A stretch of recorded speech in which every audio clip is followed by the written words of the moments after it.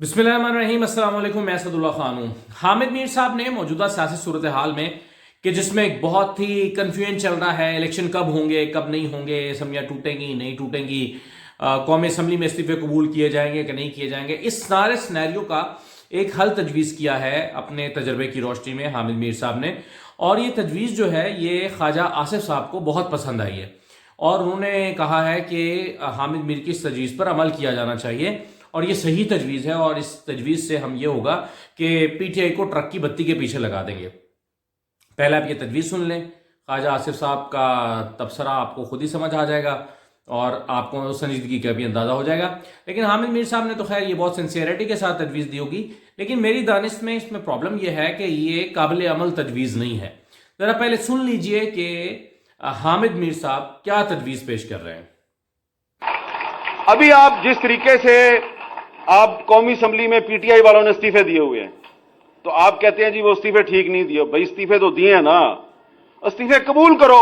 इस्तीफे कबूल करके उनके हलकों में बाई इलेक्शन कराओ। बाई इलेक्शन जब हो तो उसमें आप हिस्सा ही ना लें, क्योंकि उन्होंने खुद इलेक्शन लड़ना है, फिर उन्होंने इस्तीफा दे देना है, फिर इलेक्शन लड़ना है, फिर इस्तीफा दे देना है। तो उनको इलेक्शन लड़ने दो, बार बार इस्तीफे देने दो, आप अपना काम किए जाएं, लेकिन आप गैर आईनी काम तो ना करें। मेरा ये ख्याल है, मेरी नाकस राय में, कि जो कौमी असम्बली से इस्तीफे दिए गए हैं उनको कबूल करना चाहिए। इस्तीफे कबूल ना करके आप अपनी कमजोरी दुनिया पर आश्कार कर रहे हैं। अच्छा, अब ये देखिए, ये है हामिद मीर साहब की तजवीज़।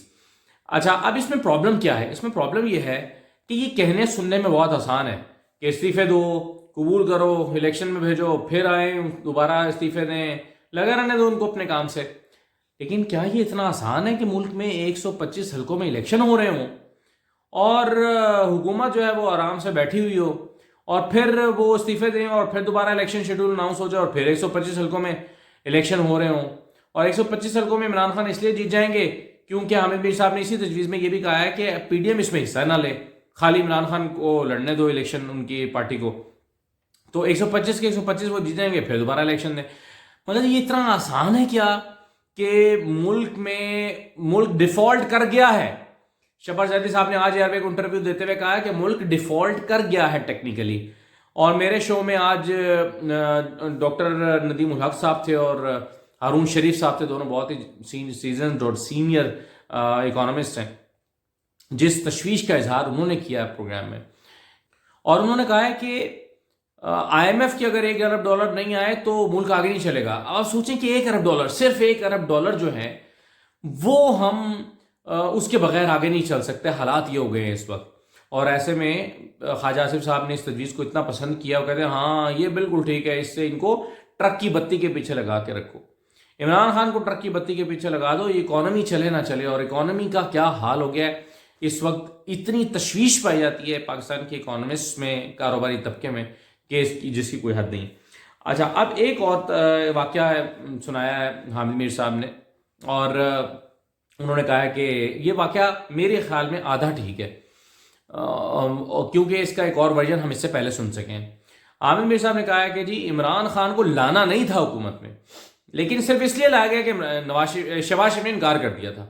शहबाज शरीफ ने कॉम्प्रोमाइज़ नहीं किया, शहबाज शरीफ ने कॉम्प्रोमाइज़ नहीं किया, इसलिए मजबूरन इमरान खान को लाया गया, वरना 2018 में तो इमरान खान को हुकूमत देनी ही नहीं थी। हामिद मीर साहब ने यह वाक़या सुना के काफ़ी क्लैप लिया है, मगर आप सुनिए कि उन्होंने क्या कहा है। इमरान खान को क्यों लाया गया?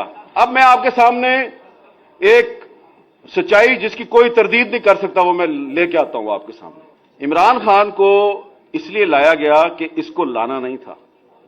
यह बात दुरुस्त है कि जनरल पाशा साहब जो है उन्होंने 2011 से काम शुरू किया था, लेकिन 2018 में इमरान खान को नहीं लाना था। 2018 के इलेक्शन से कुछ हफ्ते पहले एक मीटिंग थी। उस मीटिंग में थे जनरल कमर जवेद बाजवा साहब, उस वक्त के डीजीआईएसआई जनरल नवीद मुख्तार साहब और उस वक्त के डीजीसी जनरल फैज साहब।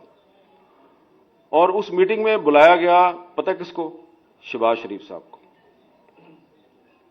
और शहबाज शरीफ साहब को बुला के ये कहा गया जी, पूछा गया ये बताएं जी कि अगर आप मुल्क के वजीर आजम बन जाएं तो आपकी कैबिनेट में कौन कौन होगा?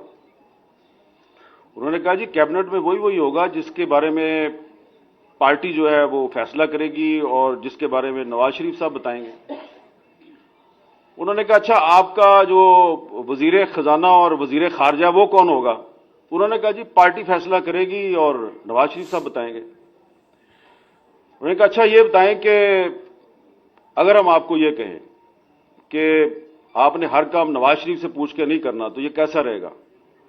تو انہوں نے بڑے طریقے سے کہا جی کہ دیکھیں میں تو میری بڑی ایک اوپن پوزیشن ہے, میں تو اسٹیبلشمنٹ سے لڑائی کا حامی نہیں ہوں اور یہ میں کچھ چھپا کے تو بات کرتا نہیں, لیکن دیکھیں میری پارٹی کے لیڈر نواز شریف صاحب ہیں تو آخری فیصلہ تو وہی کریں گے اور پارٹی کرے گی. آپ مجھ سے یہ توقع نہ کریں کہ میں نواز شریف صاحب جو ہے ان کے خلاف جاؤں گا.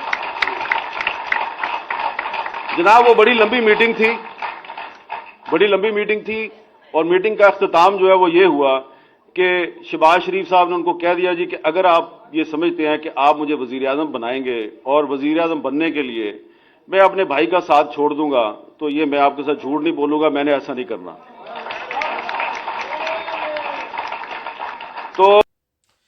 تو یہ حامد صاحب نے ایک واقعہ سنایا اور یہ واقعہ جو ہے اس میں پرابلم کیا ہے؟ اس میں پرابلم یہ ہے کہ انہوں نے یہ کہا کہ شہباز شریف صاحب جو ہیں ان سے 2-3 دفعہ پوچھا گیا کہ آپ کی کیبنٹ کیا ہوگی, وزیر خزانہ کون ہوگا, وزیر خارجہ کون ہوگا, تو شہباز شریف نے کہا کہ یہ تو نواز شریف فائنل کریں گے, یہ تو میں نہیں کچھ کہہ سکتا. لیکن اس سے پہلے جو انٹرویو شہباز شریف صاحب نے اس موضوع پر سہیل وڑائی صاحب کو دے رکھا ہے اس میں سہیل وڑائی صاحب نے یہ لکھا تھا اپنے کالم میں کہ شہباز شریف صاحب نے یہ دعویٰ کیا کہ میری کیبنٹ فائنل ہو گئی تھی. اب وہ کیبنٹ شہباز شریف کے اپنے کہنے پر فائنل ہوئی تھی یا وہ کیبنٹ جو ہے وہ نواز شریف کی ریکمنڈیشن سے فائنل ہو کے فوج کے پاس پہنچی تھی اور اپروو ہوئی تھی. تو یہ کلیئر نہیں ہے سہیل وڑائی صاحب کے اس کالم میں. لیکن یہ ضرور کنفرم کیا گیا ان کی جانب سے کہ شہباز شریف صاحب سے کہا گیا کہ ٹھیک ہے آپ کی حکومت بناتے ہیں, ہمارے ساتھ مل کے آپ پہلے کیبنٹ فائنل کر لیں, اور وہ کیبنٹ فائنل ہو گئی تھی. لیکن اس کہانی میں شہباز شریف صاحب یہ حامد میر صاحب کہتے ہیں کہ شہباز شریف صاحب نے انکار کر دیا اور انہوں نے کہا کہ میں اپنے بھائی کے بغیر نہیں چلوں گا. انہوں نے کہا اچھا چلو پھر ٹھیک ہے تم گھر جاؤ اور ہم عمران خان کو وزیر اعظم بنا رہے ہیں. تو یہ کہانی اور اس میں کلیپ لینے کے لیے اچھی کہانی ہے, مطلب ہو سکتا ہے حامد میر صاحب کو ایسے ہی بتائی گئی ہو, لیکن حامد میر صاحب کہتے ہیں کہ یہ ناقابل تردید کہانی ہے.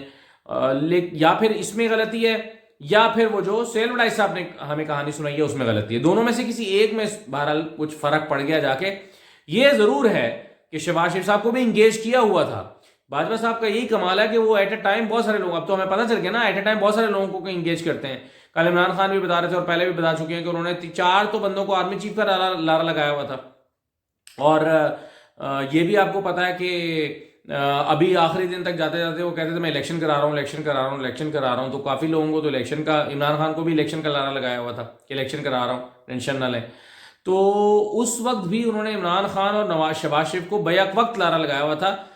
لیکن پتہ نہیں اب انہوں نے یہ جو ہے وہ سپورٹ ہی عمران خان کو کرنا تھا یا شہباز شریف سے ناراض ہو کے انہوں نے بعد میں عمران خان کو سپورٹ کرنا شروع کر دیا. تو یہ حامد میر صاحب یا سہیل وڑائی صاحب بھی بتا سکتے ہیں, مجھے نہیں پتا کہ عمران خان کو اگر اسٹیبلشمنٹ لے کر آئی ہے اس میں تو اقتدار میں, تو کیا یہ شہباز شریف کے آپشن کے ناقابل عمل ہونے کی وجہ سے عمران خان کو لے کر آئی ہے یا شہباز شریف کو کسی اور وجہ سے انگیج کیا ہوا تھا.